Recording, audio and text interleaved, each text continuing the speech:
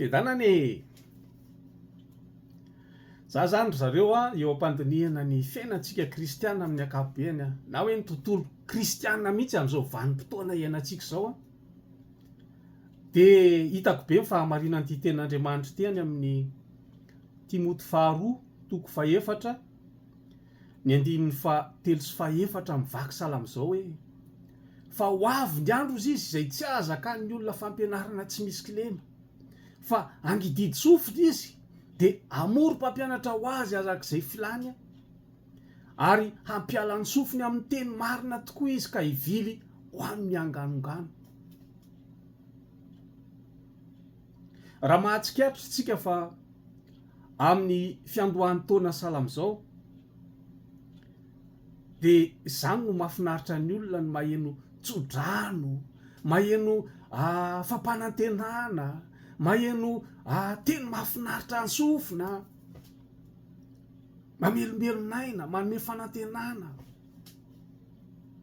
Dia etsy andanin'izany be dia be koa izay milaza azy ho mpitondra fivavahana sy mpitarika sy pasteur sy rehetrarehetra dia manao publication mihitsy aza hoe tongava aty aminay mahazo tsodrano spesial ho tahiny ianao amin'ity taona 2024 ity, ahomby amin'izay atao, tsy ho lavitry ny aretina, ho lavitry ny rofy, ho taom-pahombiazana ho anao amin'ny lafiny rehetrarehetra. Zany dia miazakazaka dia mirohatra ny olona mandeha makany amin'ireny, kanefa ny tena marina dia arak'ity voasoratra eto ity, angididy sofina ny olona dia amory izay andeha hitady mpampianatra arak'izay filany, satria izany no mahafinaritra ny olona. Hampiala sofiny amin'ny teny marina tokoa izy dia hivily ho any amin'ny olona mampahana tena anganongano sy arira, zavatra tian'ny olona hoenona fotsiny, mandokandoka azy eo amin'ny fiainana. Iandao nge raisitsika ty tenin Jesosy ity ozy izy Jesosy ety amin'izao tontolo izao ozy izy no ahitanareo fahoriana. Todika tamin'ny mpianatra Jesosy tamin'izay fotoana izay, ety amin'ity zao tontolo izao ity ozy izy no ahitanareo fahoriana, kanefa matoky izaho efa naharesy an'izao tontolo izao. Zany anie dia efa tsy zakan'ny olona maino an'izany.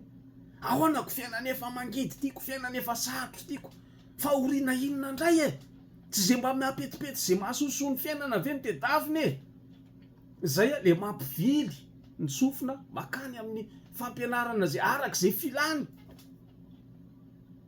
any amin'izay milaza teny soa mahafinaritra sy mahafinaritra ny sofiny sy tiany, any no alehany sy any no enony, miala amin'ny fampianarana tsy misy kilema. Fampianarana tsy misy kilema anie zany raha lasena bavy malala ny hoe ety amin'izao tontolo izao no ahitanareo fahoriana. Ary mijery angentsika raha mamaky baiboly tsika tsisy afabela tamin'izany fahoriana zany ange ireo mpianatra Jesosy ireo na ny ray ary ka ianao no iza no hiavaka raha mbola mpianatra ny tompoko ny anaranao.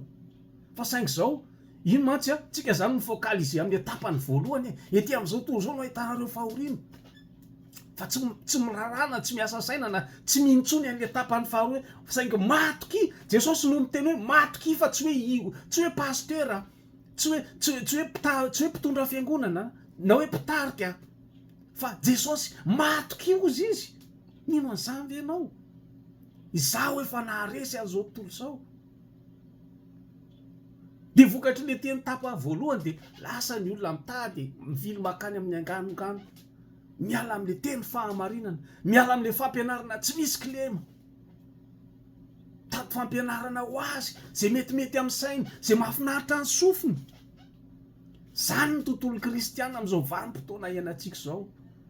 Tsisy kiliny zany fampianarana tsisy kilema zany, any amin'izay mampanantena sy mandokandoka, any amin'izay manao publication mahafinaritra ny sofina, any no hirotoroton'ny olona, any miazakazahany be sy ny maro, mampalahelo.